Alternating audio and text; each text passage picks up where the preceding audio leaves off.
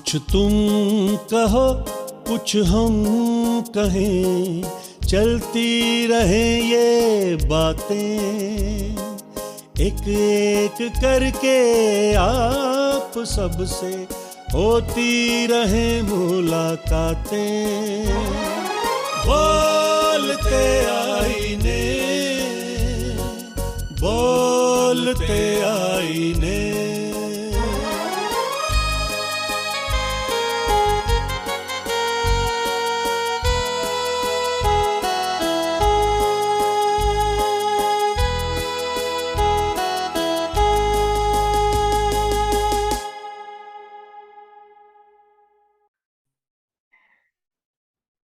बोलते आने YouTube channel में आप तमाम जितने भी दर्शक हैं world over, those who have been watching this programme, आप सबका बहुत वेलकम है, स्वागत है, इस्तकबाल है, खैर मकदम है।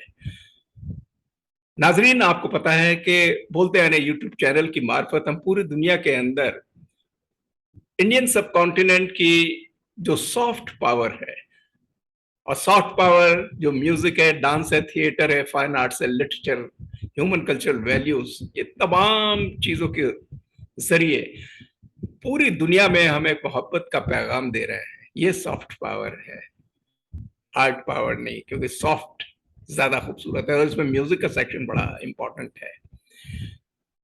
म्यूजिक की जब बात करते हैं तो इस पे वोकल भी आता है, इंस्ट्रूमेंटल भी आता है, फोक भी आता है, क्लासिकल भी आता है, सेमी क्लासिकल भी आता है, वगैरह वगैरह वगैरह। लेकिन जब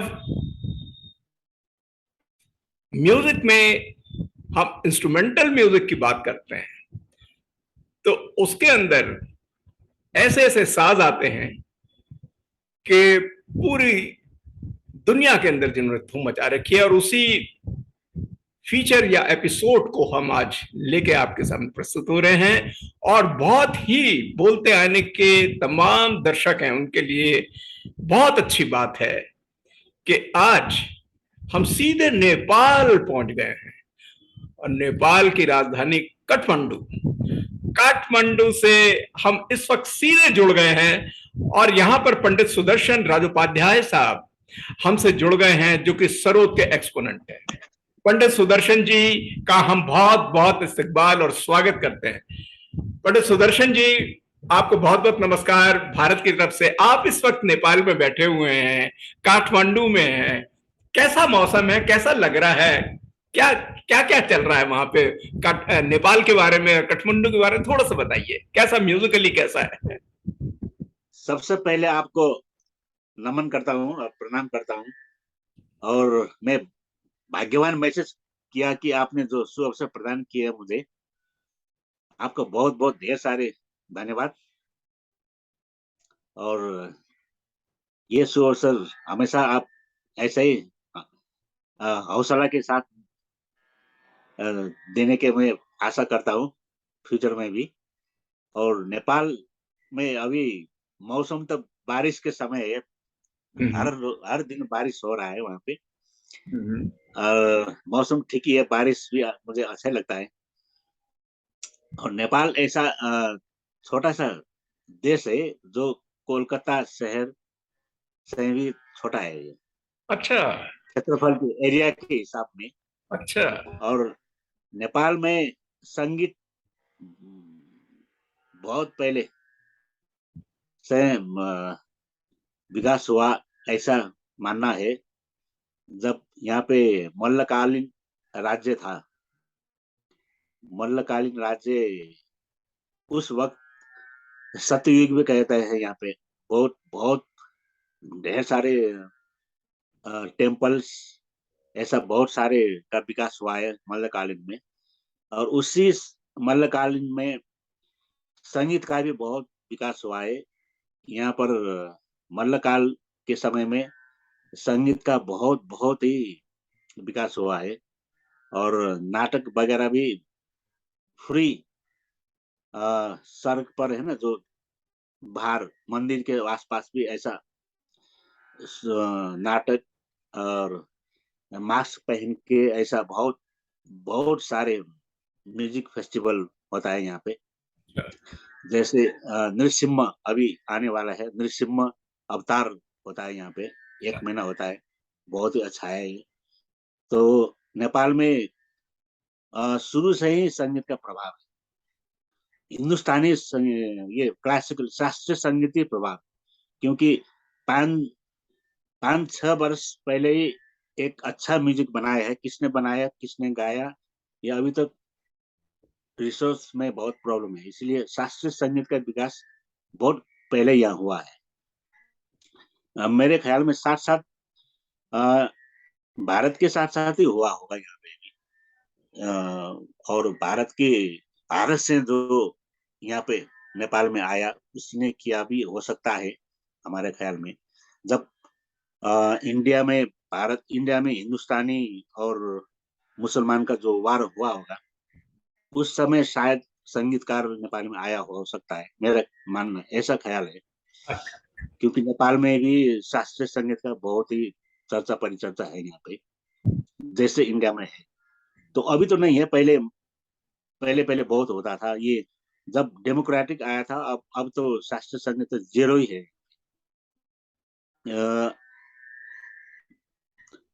10 साल हुआ होगा यहाँ पे शास्त्रीय संगीत अभी जीरो जीरो लेवल में है। जी। जब ये माओवादी ऐसा क्या बोलता है उसको, गणतंत्र है ना, हाँ बहुदलीय व्यवस्था, हाँ जब ऐसा व्यवस्था आया तो शास्त्रीय संगीत खलास हो गया यहाँ पे, शास्त्रीय संगीत का कुछ वैल्यू नहीं हुआ। अच्छा इसलिए पहले से ही शास्त्रीय संगीत का विकास है यहाँ पे।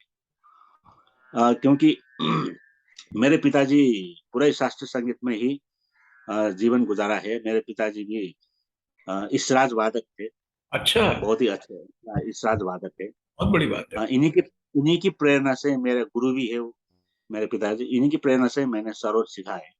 अरे वाह, ये अच्छी बात बताई। तो आपने पिताजी से ही, उन्हीं से ही आपको प्रेरणा मिली, वो इसराज बजाते थे, और इसराज और संतू, ये जो हमारा सरोद, ये तमाम एक ही इलाके के डोमेन के लगते हैं इंस्ट्रूमेंट्स। तो उन्होंने आपको हाँ, इनकरेज करा, इंस्पायर करा सीखने के लिए।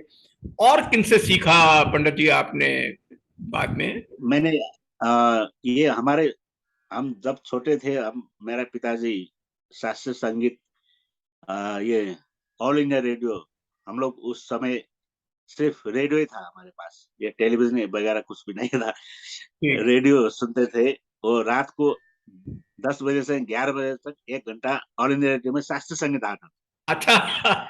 ये तो बात था। अच्छी। अब अच्छा मेरे पिताजी वही सुनते थे पहले पहले अच्छा रात में।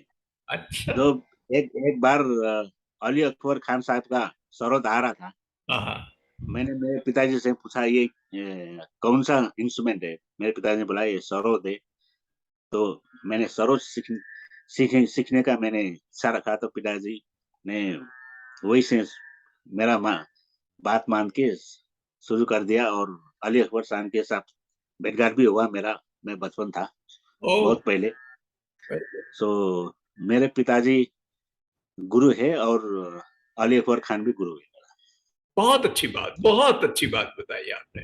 तो पंडित जी ये बताइएगा कि आपकी शुरुआत एक मीठी सी कोई आपकी कॉम्पोजिशन कुछ आप हमारे लिए पेश करना चाहें सर, तो क्या बजा के मैं देखिए हमारे लिए। शास्त्रीय संगीत में डीपली गया हुआ विद्यार्थी हूँ। मैंने बहुत ही मेहनत किया हूँ ये शास्त्रीय संगीत सीखने के लिए। जी तो जी। मैं जब शास्त्रीय संगीत बजाया, मैंने इसके नियम के बाहर से कभी नहीं बजाया। वो मैंने बजाया, बहुत पैसे के लिए भी बहुत बजाया, लेकिन मैं जब शास्त्रीय संगीत बजाता हूँ, इसके नियम में रह के मैं बजाता हूँ। सो आज भी मैं आपको मारवा राग सुनाता हूँ। क्या बात है।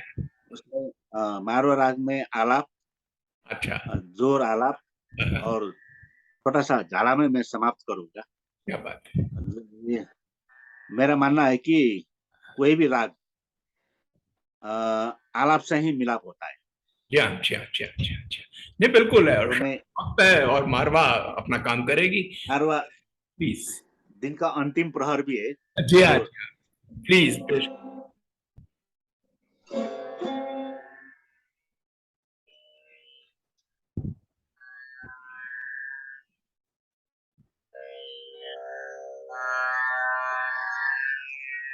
वाह।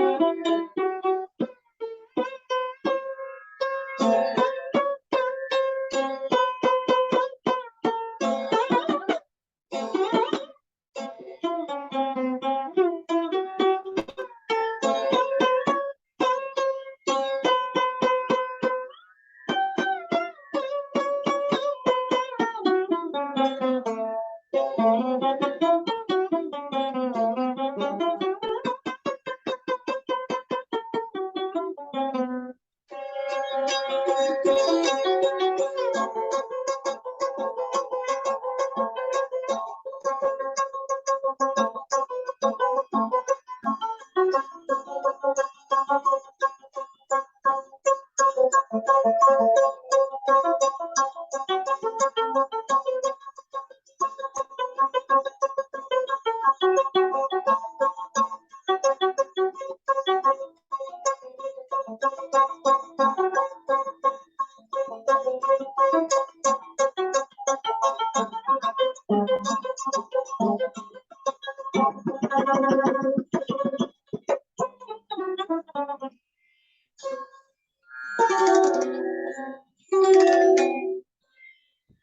बात है, दिस इज सो ब्रिलियंट। पंडित सुदर्शन जी, जो आपने मारवा पेश करा, आपने के अंदर एक क्लासिकल म्यूजिक के साथ साथ बढ़त जो ली, और गाने के लिए आपने साथ में एक दूजे फिल्म, एक दूजे के फिल्म को भी ले आए। आपने रतिया फाइनल किया है। और कमला हसन जी को हम याद कर रहे थे कि आज भी बहुत बहुत बड़े गायक है, इसलिए आपको पता था कि तेरे मेरे बीच में।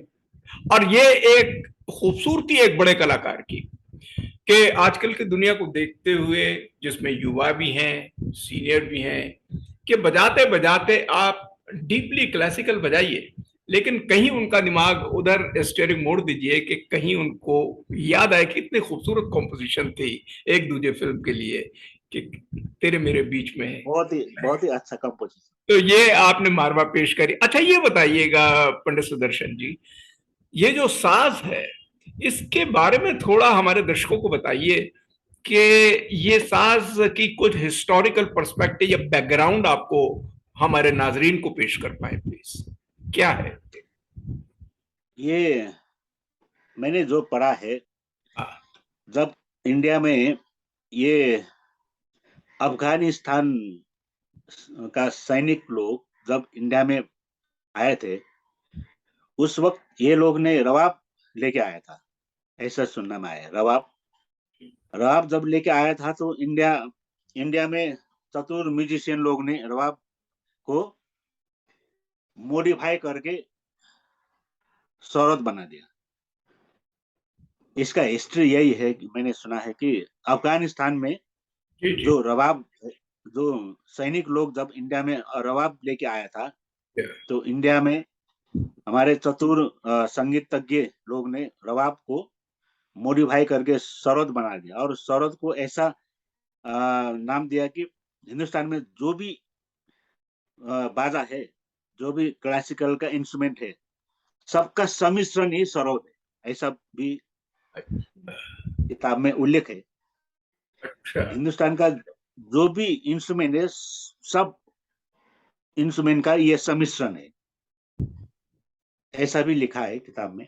अच्छा, तो हिस्ट्री तो अफगानिस्तान से जो रवाब को मॉडिफाई करके सरोद बनाया है ऐसे।